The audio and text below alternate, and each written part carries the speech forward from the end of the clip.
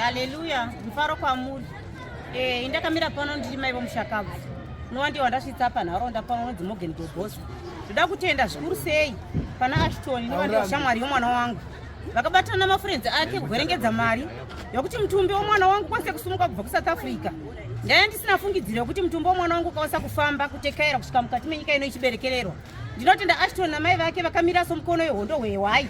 Vakakwanisa kususukidza mutumbi womwana wangu. Kunyange pakazoitika zvakazoitikawo pakati mutumbi ukadarikidzwa ukaoneswa kuHarare. Zvisinei ndinovatinda ndovakumbikidzana nokusingaperi ndinotenda zvikuru. Ndizotenda mai vedu Fatumapiri vanova ndo vakandibatsirawo samai vakaita guru rokurera ndivo vana mai vangu vakandibereka vana Mapiri vakamira neni kutanga kwazvakaita zvakatangira kugiraundi. Ndakanga ndida kutamba kugiraundi but vamai vachindiseka vachinoenda kunonyipuka kugiraundi mwana ari mumochari kuenda konyipuka kugiraundi. Ndakanga ndiziva zvandakanga ndinyipukira ndopakatangira rubatsiro rwangu. Ndotenda netball team yemodi 2 muno Mandava ndomakatangira kubva madhora achibva kugiraundi achiuya kuno. Mari imwe ikagwerengedzawo muno modi 2 munharaunda mandinogara muno. Ndomakabva imwe mwari kuti tibatanidze tikwanise kudii kuwana mari kunobhadhara kumocha 200 years. Ndichizotenda nababa vani Leopold mudisi vakatipa $100 ikakwana kuti mari kwanosvika 200 years.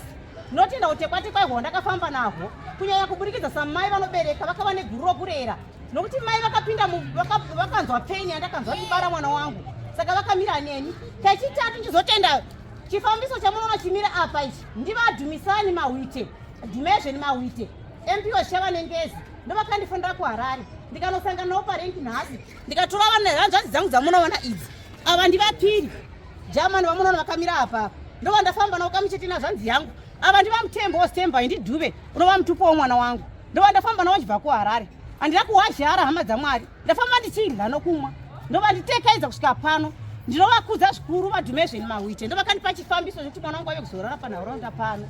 Ndichitendazve imwe venetball team vasikana ndimakatanga kuda kuti ndikwanise kuwana matangiro okupema muchifamba muchipema maitukwa ini makaudza mashoko anogozha but makaramba makabata pamupendero makatema neni kuratidza kuti pain yandagawa ndizvara mumogero wadaisa mumbongo nemakazvinzwawo. Ndinokutenda netball team yewadi 2 newadi 2 yose vanakabara naamai vakakwanisa kutandaudza ruoko rwavo kunyange zvairema maifamba muchitukwa but vana baba nanamai zvinoudza kuti kana pachinzi pane family planning panenge pana baba naamai tiri 2 handitika ndinokutenda kusvika nekusingabvuni.